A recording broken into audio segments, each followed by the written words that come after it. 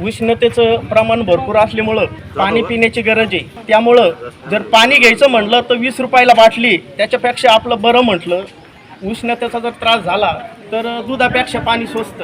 आणि कांद्याचा असा विषय खूप प्रचंड प्रमाणात उष्णता असल्यामुळं जर उष्माघात वगैरे काही झाला तर कांदा आरोग्याच्या दृष्टीने ना हितकारक असल्यामुळं ही कांद्याची माळ मी गाळ्यात घालून मतदान करून आलो आहे। तरी सर्व शेतकरी बांधवांनी, सर्व जनतेने कांद्याची माळ आणि हातात दुधाची बाटली घेऊन जाणे, कारण तेवढंच आपलं हित होईल। ताण लागली तर पाण्याला 20 रुपयाची आणायचे कुठं, त्याच्यापेक्षा आपण पाण्यापेक्षा दूध स्वस्त असल्यामुळं आपण दूधची बाटली तरी हातात घेऊन ये ना, काय करू, मतदान करून येऊ।